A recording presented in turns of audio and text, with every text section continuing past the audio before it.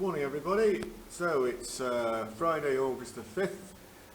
This is the 5th day of the summer school, and I'm in a different room today, one of the upstairs rooms. It's normally occupied by classical pianists and people like that. So yeah, so I mean, very intense, this course. I've got a lot to work on, and there's been yeah. So I can kind of see where like some of my pitfalls are and some of my mistakes. Things like timing, phrasing, even basic articulation. You know, how well do I know the intervals and stuff like that? Yeah, it's like, you know, there's a lot to do. There really is. So yeah, I mean, I'm gonna outline, you know, more about the day as it happens. But I think, you know, like the big thing to take away from this week, you know, is just challenging bad habits and the various mistakes that, you know, basically like undoing, you know, like a lot of the stuff that I've been taught, which I thought was right, and of course it's not. So yeah, like I say, as the day progresses. Yeah, there'll be a lot more happening.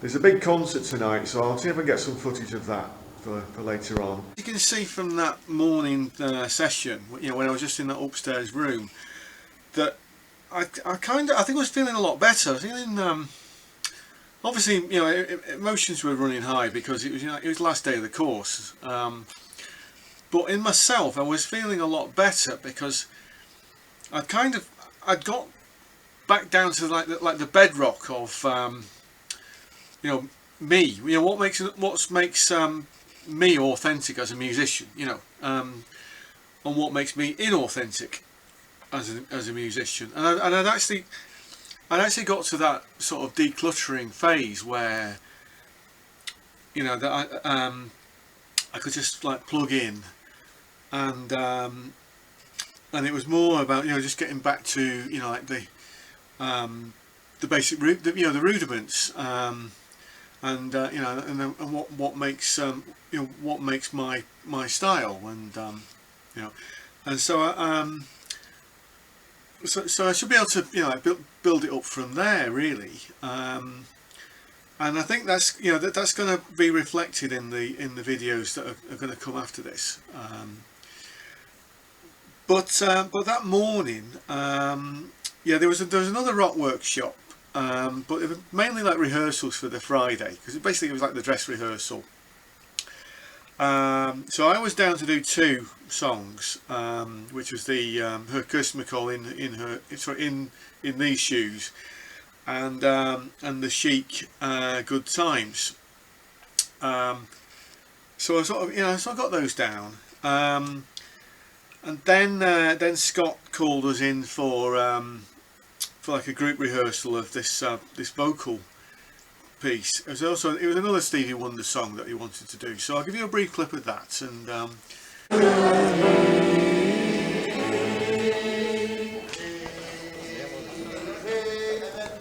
am saying will come after that.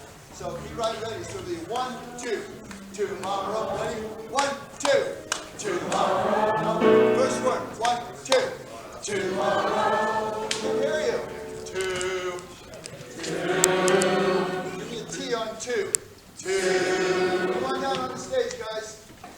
2. This is really what it was like. You know, get everybody in the theatre again, and it was almost like going back to how it was on the Monday. I mean, sadly, I didn't film the meet and greet session on the Monday, but this is very similar. So so just to give you an idea, this is what it was like. Afternoon, we had the harmony class again. John Toussaint wasn't there because he was recording, making his next record. So that meant that Jason was there. For a lot of it, it was really like a question and answer session, you know, like, with Jason about sort of, you know, like how to practice and how to structure your practice session, and you know, some various tips on you know, just improving your musicianship. And And then I asked him, I said, well, is it worth just getting a looper pedal and, like, you know, just laying down these progressions and just improvising over them until you get them? And his initial reply was something along the lines of, well, whether you got a looper pedal or not, you need to get the third and the seventh in your fingers. You know, that's really where it's at. You know, so you need to go through the exercises that have been given out in the class. So then, you know, there were a few more questions and things, and then we had another jam on that Scrapple from the Apple. You know, just improvising over the progression.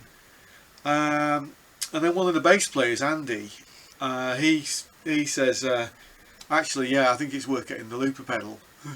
So then we got back to that, and then you know, basically everybody was kind of agreeing that, yeah, it's a good idea just to put the chords down and just start improvising over them until you're actually familiar with it. But try and avoid the noodling. You know, try and get to the meat of the chords. You know, like the third and the seventh, and then the other extensions there as well. And like, you know, one of the main differences between like rock and jazz is that you're not emphasising the root and the fifth in the jazz. You're looking at the third and the seventh, and then bringing in the ninth, the 11th, the 13th. So then in the afternoon session, there was another sort of brief rehearsal. Of course, I ended up sitting about.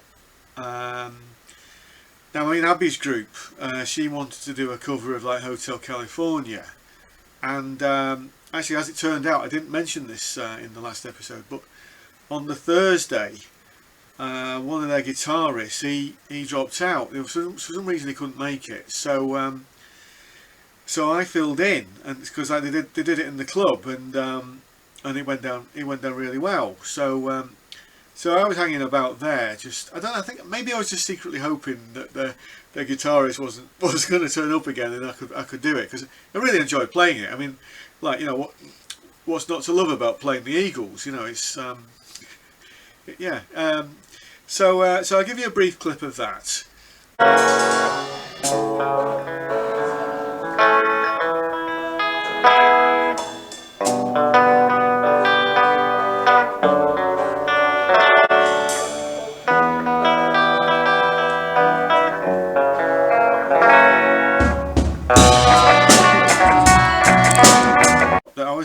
I was kind of sitting about. I mean, because our group had dissolved, you know, myself, Oscar, and Mel, that kind of dissolved. So there wasn't really much call for me to actually be there. You know, I mean, I knew my parts for the you know, you know, good times and in these shoes. So I just went back to my flat, and you know, like in the hall of residence.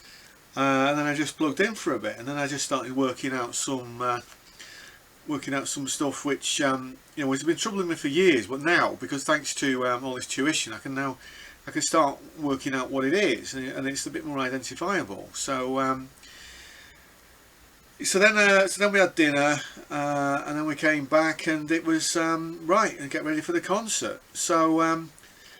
So this next bit is just a montage of some of the friends that I made.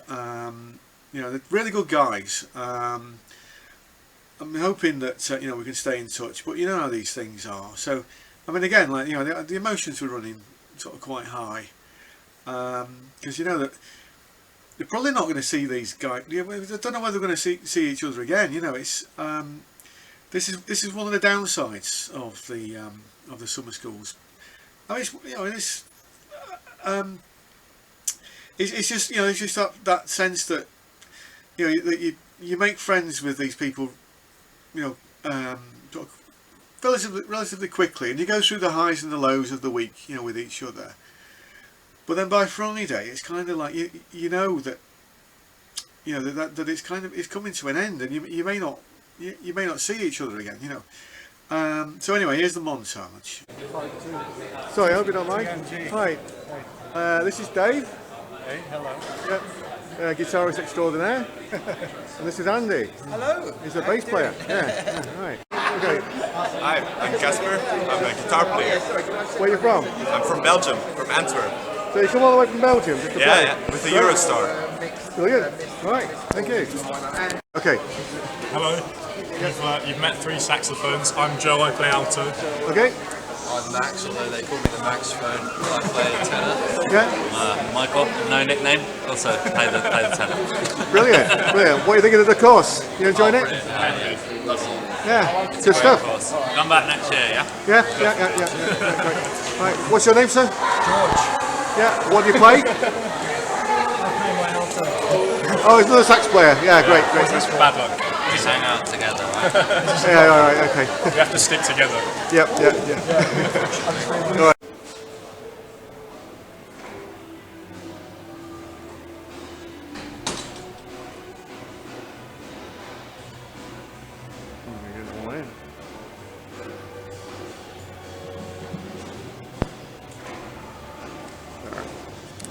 I wanted to show you these various plaques on the wall, which dedicated to sort of outstanding students and various medal winners for sort of music or drama or production, performing arts, etc., etc.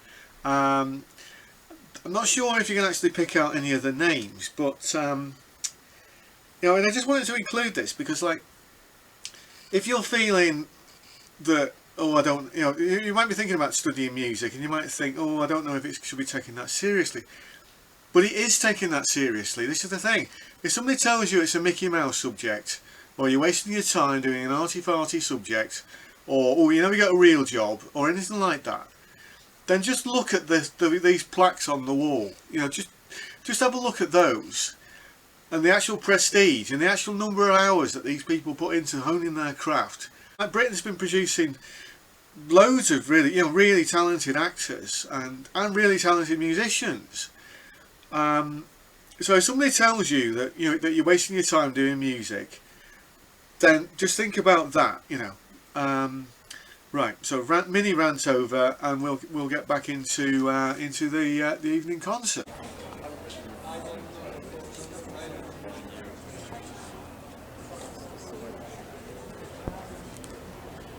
Stage right.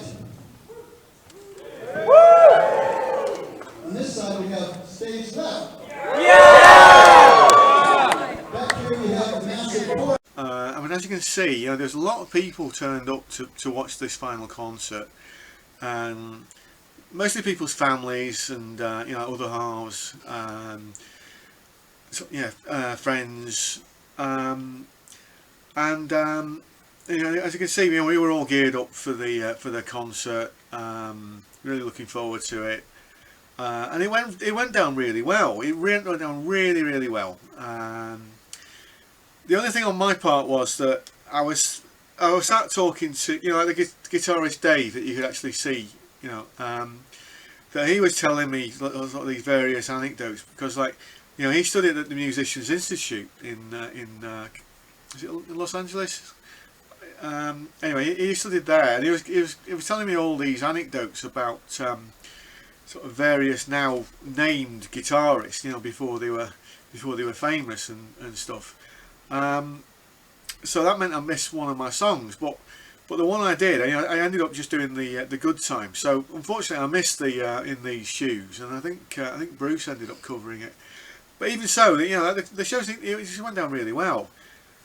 And then of course, we're on a high, because if you ever get that performance high, where you just come off the stage and it's gone really well and you're full of adrenaline, and you want to try and calm down a bit, but then of course we're meeting everybody's family and friends, and then it was starting to get a bit emotional, because people are crying and hugging each other, because again, we know it's all because it was over for another year, and again, that maybe some of these friends we're perhaps not going to see them again, but anyway, after that we went in the Jugged Hare again, I had another drink in there, and then we sort of seem to have broken off into different groups. I was with Abby and Rob again, and then they met up with some other people, and for some reason we ended up in this Italian restaurant round the corner. But to be honest, it was getting a bit late for me, and they didn't actually do gluten free in this in this restaurant either.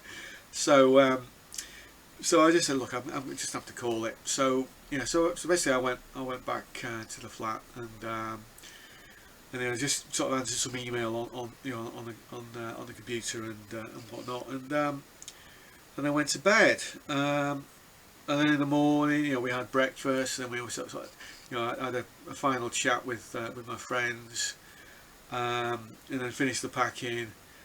And then just as I was sort of checking out, because you got these swipe cards that gets you into and out of the complex. Like you swipe these cards and it opens the doors and stuff. So we had to return those.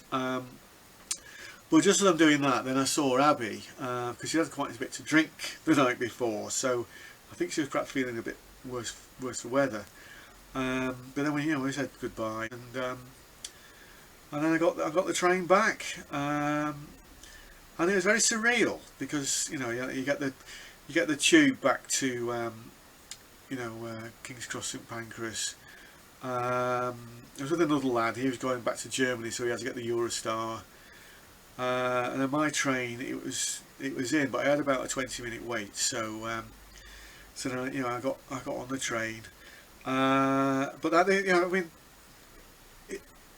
Leicester was the first stop. So basically, I sort of fell asleep for about an hour or so. And when I woke up, I was kind of like, have I got the right train? But I had got the right train, so I was all right. I took my stuff back home. And I went into town for a bit, and it was, you couldn't have predicted this. It was the Leicester Caribbean Carnival that was going on.